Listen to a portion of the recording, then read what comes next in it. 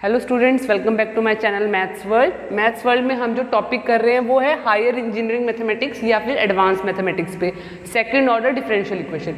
Second order differential equation का हमने already introduction का पार्ट कर चुका है। अगर आपने वो नहीं देखा है तो मैं लिंक डिस्क्रिप्शन बॉक्स में डाल रही हूँ, आप सेकेंड पार्ट का इंट्रोडक्शन पार्ट देख सकते हैं, जिसमें हमने सेकंड ऑर्डर के बारे में एक ब्रीफली पढ़ा है कि किस किस टाइप के सेकंड ऑर्डर हम करने वाले हैं, आगे उनके हमने डेफिनेशन वो क्या होता है वो सब कुछ किया है। तो आज हम उसमें से होमोजीनियस लीनियर डिफरेंशियल इक्वेशन को स्टार्ट करने वाले हैं कि हम इनका सॉल्यूशन कैसे निकालते हैं। This is very important part, क्योंकि होमोजीनियस लीनियर डिफरेंशियल इक्वेशन का यूज़ दो जगह है। एक तो वो होमोजीनियस के पार्ट में यूज़ होती है, सेकेंडली जो आप नॉन होमोजीनियस का पार्ट करोगे, जब यहाँ पे इक्वल्स टू के बाद राइट साइड में आपको कोई और फंक्शन दिया होगा, इस केस में भी पहले आपको लेफ्ट पार्ट का होमोजीनियस वाले पार्ट का आंसर निकालना होता है और उसके बाद राइट साइड का दोबारा सॉल्यूशन निकालना होता है। इट मीन्स इस पार्ट का होमोजीनियस में भी रोल है और नॉन होमोजीनियस में भी रोल है, इसीलिए मैंने पहले इससे स्टार्ट किया है, सो दैट अगर हम होमोजीनियस का पार्ट कर लेंगे, आराम से एक्सप्लेन करके सारे केसेस देख लेंगे, तो हम नॉन होमोजीनियस वाले पार्ट में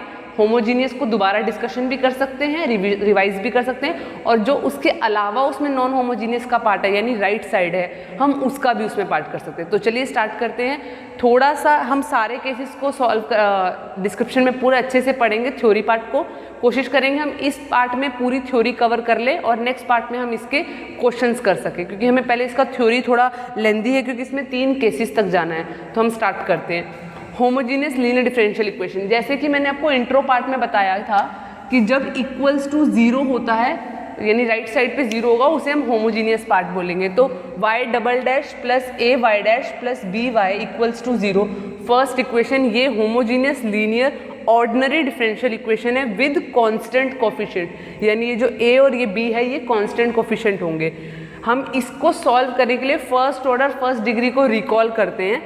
y डैश प्लस के वाई इक्वल्स टू 0, ये हमारी जो फर्स्ट ऑर्डर फर्स्ट डिग्री थी, इसको जब हम सॉल्व करते हैं तो हम क्या करते हैं, यहाँ पे y इक्वल्स टू सी ई की पावर माइनस के, इसका सॉल्यूशन आ जाता है जो कि ई लेमडा एक्स की टाइप में है।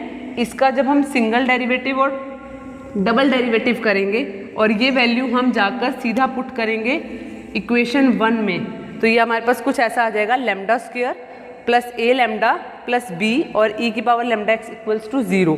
नाउ ई की power Y equals to E की पावर लेमडा एक्स, ये वाली चीज़ is the solution of equation 1, ये भी इक्वेशन 1 का सॉल्यूशन है। एक सॉल्यूशन तो यही है, दूसरा सॉल्यूशन हम फाइंड करने जा रहे हैं। तो नाउ हम जब इस पार्ट को सॉल्व, ये ऑलरेडी सॉल्यूशन है आप जैसा देख रहे हो, तो ये वाला पार्ट हमें सॉल्व करना है। तो इस पार्ट को हमने ले लिया, lambda square plus A lambda plus B is equals to 0, ये इक्वेशन 3 है। इसको नॉर्मली आप क्वाड्रेटिक इक्वेशन की तरीके से सॉल्व कर सकते हो। Lambda is equals to minus of B यानी minus of coefficient of Y, यहाँ पे जो कोफिशिएंट आता है, प्लस माइनस इसका square minus 4 this into this, ये आप क्वाड्रेटिक इक्वेशन से x is equals to minus B plus minus under root B square minus 4ac by 2a, जहाँ पर ax plus B plus C equals to 0, इस type का आपके पास quadratic equation होती है जिसका सॉल्यूशन आप ऐसे लिख सकते हो। उसी से मैंने ये लिखा है, यहाँ पे प्लस माइनस करके 2 फैक्टर्स आ रहे हैं, यानी ये वाला फैक्टर और ये वाला फैक्टर, तो यानी y1 equals to E lambda X and y2 equals to E lambda X, ये दोनों इक्वेशन 1 के सॉल्यूशन हैं। तो यहाँ से हमारे केसेस बन के आ रहे हैं कि नाउ द क्वाड्रेटिक इक्वेशन 3, इसके 3 काइंड्स के सॉल्यूशन हो सकते हैं। कैसे? केस 1, जब ये जो फैक्टर हमारे निकले दोनों, ये दोनों रियल निकले और दोनों डिस्टिंक्ट हो। डिस्टिंक्ट मीन्स इसकी वैल्यू अलग और इसकी वैल्यू अलग, यानी लेमडा 1 और लेमडा 2, यहाँ हम लिख सकते हैं इस केस में lambda 1 and lambda 2 are real and different, different मतलब दोनों अलग अलग हो इस केस में। Second case real but double, यानी इस केस में lambda 1 equals to lambda 2 equals to lambda, ये दोनों फैक्टर सेम आ गए एंड रियल आया, ये आपका आ जाएगा। और थर्ड केस जहाँ पे नो रियल रूट, यानी लेमडा 1 और लेमडा 2 जो आया वो रियल नहीं है, कॉम्प्लेक्स रूट है। तो हम एक एक पार्ट को अब देखते हैं कि कैसे हम सॉल्व करेंगे। चलिए हम तीनों केसेस को थोड़ा ब्रीफली समझ लेते हैं। Case 1, 2 real and distinct root, means जो दोनों रूट्स आए हैं वो दोनों अलग अलग हैं और रियल है। तो इस केस में a² माइनस 4b जो है वो ग्रेटर देन 0 होगा, ये वो केस है। इन दिस केस जो हमने y1 वाला सोल्यूशन निकाला था और y2 वाला सोल्यूशन निकाला था, ये दोनों सोल्यूशन डिस्टिंक्ट तो ऑलरेडी है क्योंकि λ1 और λ2 हमने अलग लिखा है। इसको हम अब सोल्यूशन में कैसे लिखेंगे, y इक्वल्स टू इसको एक कोफिशिएंट कांस्टेंट के साथ c1 के साथ और इसको दूसरे कांस्टेंट के साथ c2 के साथ। होमोजीनियस के इंट्रो के पार्ट में हमने पढ़ा था कि अगर y1 और y2 दो सॉल्यूशन हो होमोजीनियस के तो उनका सम भी सॉल्यूशन होता है, उनका स्केलर मल्टीपल भी सॉल्यूशन होता है। तो इससे हमने कांस्टेंट मल्टीपल कर दिया, ये भी इसका सॉल्यूशन है। इससे हमने कांस्टेंट मल्टीप्लिकेशन कर दिया और उन दोनों का हमने सम ले लिया। ये है फंडामेंटल थ्योरम ऑफ होमोजीनियस। अगर नहीं पता तो आप पहले पार्ट 1 देख लीजिए, उसमें मैंने अच्छे से एक्सप्लेन कर रखा है।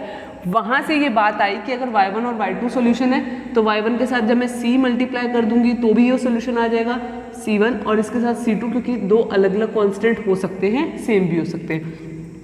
तो ये y इक्वल्स टू इन दोनों का लीनियर कॉम्बिनेशन यानी एडिशन भी सॉल्यूशन होगा इक्वेशन 1 का। ये आपका केस 1 है जहाँ पे रियल और डिस्टिंक्ट रूट्स आते हैं, वहाँ पे आपको सॉल्यूशन इस टाइप का लिखना है। इसको हम CF यानी कॉम्प्लीमेंट्री फंक्शन भी बोलते हैं, क्योंकि जब हम नॉन होमोजीनियस वाला पार्ट करने जाएंगे तो वहाँ पे हमें होमोजीनियस का जो सॉल्यूशन निकालना होगा हम उसको y के नीचे CF लिख देंगे और जो हम नॉन होमोजीनियस का निकालेंगे उसके आगे हम पर्टिकुलर इंटीग्रल यानी PI लिख लेंगे। हाँ, ये बात जरूर है कि हम इसको होमोजीनियस वाले में ऑलरेडी डायरेक्ट y लिख सकते हैं क्योंकि वहाँ पे दो टाइप का सॉल्यूशन नहीं है। नॉन होमोजीनियस में हम इसको CF और PI इसलिए लिखते हैं क्योंकि हम यहाँ पे पहले होमोजीनियस वाला निकालते हैं, होमोजीनियस, और यहाँ पे हम नॉन होमोजीनियस से निकालते हैं और फिर इन दोनों को ऐड करके y equals to Y CF plus y equals to PI, इन दोनों को ऐड करके सॉल्यूशन निकालते हैं। तो ये हम नॉन होमोजीनियस के पार्ट में आगे करने वाले हैं। ये आपका केस 1 हो गया। Case 2 real but double root, यानी इस केस में आपका a² माइनस 4b जो है वो 0 के इक्वल है। इस केस में आपका λ1 और λ2 दो अलग वैल्यू ना देकर एक ही वैल्यू देगा, लेकिन वो हम रिपीटेड काउंट करेंगे जिसको हमने लैम्डा काउंट कर लिया। अगर a² माइनस 4b 0 है यानी लैम्डा की वैल्यू जो हमने इक्वेशन सॉल्व करी थी -a प्लस के बाद जो अंडर रूट में था वो 0 हो गया अपॉन में 2 यानी -a/2 आ गया। तो यहाँ पे आपका y जो होगा वो e की पावर में -a/2x